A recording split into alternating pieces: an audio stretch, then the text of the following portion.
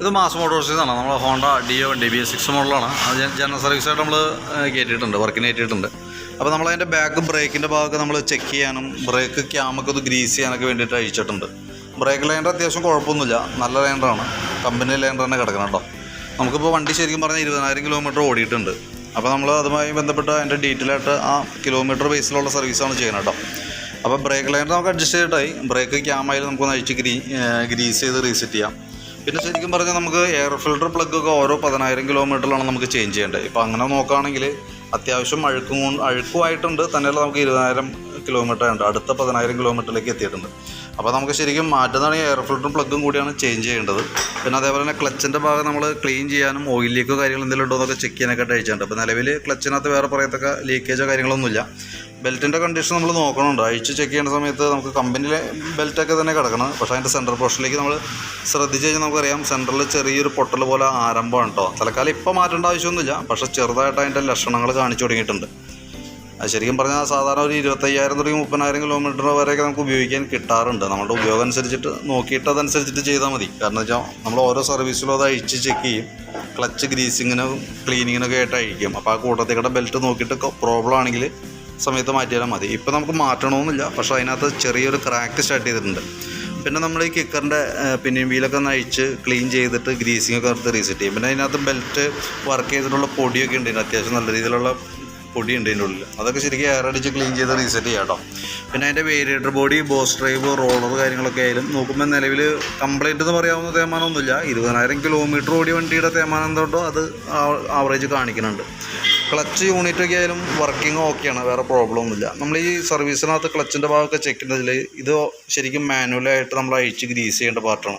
അപ്പോൾ ചെറിയ ടൈറ്റ് എന്തെങ്കിലും തോന്നിക്കഴിഞ്ഞാൽ നമ്മളത് കൈയോടെ തന്നെ അഴിക്കണം, അല്ലെങ്കിൽ തുരുമ്പിൻ്റെ പ്രസൻസ് അങ്ങനെ എന്തെങ്കിലും ഉണ്ടെങ്കിൽ കൈയോടെ അഴിച്ച് ഗ്രീസ് ചെയ്യണം. അതിനൊക്കെ വേണ്ടിയിട്ടാണ് നമ്മൾ ക്ലച്ചിൻ്റെ ഭാഗമൊക്കെ നമ്മൾ ചെക്ക് ചെയ്യണം വേണ്ടിയിട്ട് അഴിക്കണതും.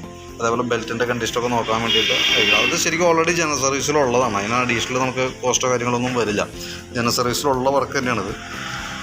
പിന്നെ നമുക്ക് അതിൻ്റെ എഞ്ചിൻ ഓയിൽ മാറുന്നുണ്ട്, ഓയിൽ ചേഞ്ചിൻ്റെ ടൈം ആയിട്ടുണ്ട്. പിന്നെ ഈ പറഞ്ഞ രീതിയിൽ തന്നെ ജനറൽ സർവീസിനകത്ത് നമ്മൾ ബാറ്ററി ടെസ്റ്റ് കാര്യങ്ങൾ നടത്തി പോകുന്നുണ്ട്.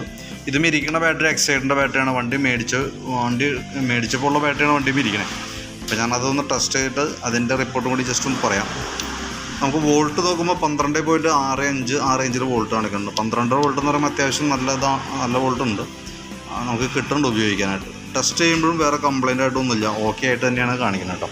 അപ്പം നിലവിൽ ഇപ്പോൾ ബാറ്ററി സംബന്ധമായിട്ട് വേറെ കംപ്ലൈൻ്റ് ഒന്നും കാണുന്നില്ല.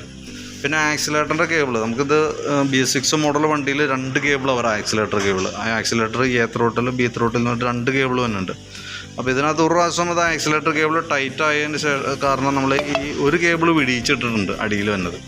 ശരിക്കും അതങ്ങനെ ചെയ്യാൻ പാടില്ല, നമുക്ക് തൽക്കാലം ഒരു ആശ്വാസത്തിന് വേണ്ടിയിട്ട് ചെയ്യണമെന്നുള്ളൂ. കാരണം അഴിച്ച് കേബിൾ നമ്മൾ മാറുമ്പോൾ 2 കേബിളും കൂടി നമുക്ക് മാറ്റേണ്ടി വരാറുണ്ട്. അപ്പോൾ ഈ അടുത്ത കേബിളും അതായത് ഇപ്പോൾ ഓൾറെഡി ഒരെണ്ണം വിടിയിച്ചിട്ടേക്കാണ്, നെക്സ്റ്റ് ഒരു കേബിളും കൂടി ടൈറ്റായി തുടങ്ങിയിട്ടുണ്ട്. നമുക്കിത് ഓൾറെഡി CVT ക്ലച്ചിൻ്റെ ഭാഗമാണ്, CVT ക്ലച്ചുള്ള വണ്ടിയാണ്. അപ്പോൾ ശരിക്കും പറഞ്ഞാൽ ഓട്ടോ ക്ലച്ച് ആയതുകൊണ്ട് തന്നെ ആക്സിലേറ്ററിന് ഒരു റിസ്ക് നമ്മൾ എടുക്കാതിരിക്കുന്നതാണ് ബെറ്റർ.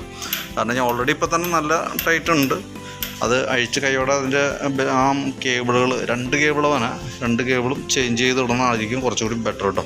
കാരണം എന്തായാലും അടുത്ത സർവീസിനുള്ളിൽ എന്തെങ്കിലും നമുക്ക് ചെയ്യേണ്ടതായിട്ട് വരും. അപ്പോൾ അതിന് കൂട്ടത്തികൾ ചെയ്ത് പോകണതാണ് നല്ലത്. പിന്നെ നമ്മളതിൻ്റെ ഫ്രണ്ട് ബ്രേക്കും കൂടി നമ്മളൊന്ന് അഴിച്ച് ക്ലീൻ ചെയ്യും, ക്യാമൊക്കെ ഒന്ന് ഗ്രീസ് ചെയ്യും. നമ്മളിപ്പോൾ ബാക്കിലത്തെ വീൽ അഴിച്ച് നിർത്തിയാക്കണതുകൊണ്ടാണ്. അത് ഇട്ടതിന് ശേഷം നമ്മൾ ഫ്രണ്ടും കൂടി അഴിച്ചിട്ട് അത് ക്ലിയർ ചെയ്യും കേട്ടോ. അതേപോലെ തന്നെ ടയറിൻ്റെ എയർ പ്രഷർ കാര്യങ്ങളൊക്കെ ഒന്ന് ചെക്ക് ചെയ്യും. പിന്നെ ഈ പറഞ്ഞ രീതിയുടെ ഈ ഭാഗത്തേക്ക് വരുമ്പോഴത്തേക്കും പ്ലഗിൻ്റെ കേസ് ഞാൻ പറഞ്ഞു. അപ്പോൾ എയർ ഫിൽറ്ററും പ്ലഗും കൂടി ഒരുമിച്ചാണ് മാറ്റേണ്ടത്. അത് ഓരോ 10,000 കിലോമീറ്ററിലും ചെയ്യേണ്ടതാണ്. ഇപ്പോൾ ശരിക്കും പറഞ്ഞാൽ അത് ചെയ്യേണ്ട ഒരു പീരീഡാണ്.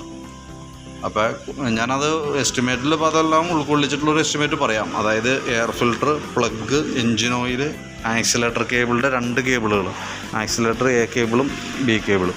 അപ്പോൾ 2 കേബിളും ഉൾപ്പെടുത്തിക്കൊണ്ടുള്ളൊരു എസ്റ്റിമേറ്റ് പറയാം. ജനറൽ സർവീസിന് പുറമെ വന്ന വർക്കാണ് ശരിക്കും ആക്സിലേറ്റർ കേബിൾ മാറണമെന്നുണ്ടെങ്കിൽ നമ്മൾ ഫുൾ ബോഡി അഴിക്കേണ്ട ഒരു സിറ്റുവേഷനാണ്. കാരണം എന്താ വെച്ചാൽ 2 കേബിൾ വരാം, ഇതിൻ്റെ ഉള്ളിൽ കൂടെയൊക്കെ ലോക്ക് ചെയ്ത് പോകുന്ന കേബിളുകളാണ്. അപ്പോൾ അത് ഓൾറെഡി ജനറൽ സർവീസിൽ വന്ന വർക്കല്ല, അതിന് അഡീഷണലാണ് വരാം. അപ്പോൾ ഞാൻ അതിൻ്റെ എസ്റ്റിമേറ്റും കൂടി ആക്കിയതിന് ശേഷം ഞാൻ എൻ്റെ ഡീറ്റെയിൽസ് വാട്സപ്പിലേക്ക് ഇടാം. അപ്പോൾ ആദ്യം ഒന്ന് വീഡിയോ കാണാം, അതിന് ശേഷം നോക്കിയിട്ട് എസ്റ്റിമേറ്റായിട്ട് ഒന്ന് ഒത്തു നോക്കിയതിന് ശേഷം ഒന്ന് റിപ്ലൈ ഇടാം. അതനുസരിച്ചിട്ട് നമുക്ക് വർക്ക് കംപ്ലീറ്റ് ചെയ്യാനായിട്ട് സാധിക്കും.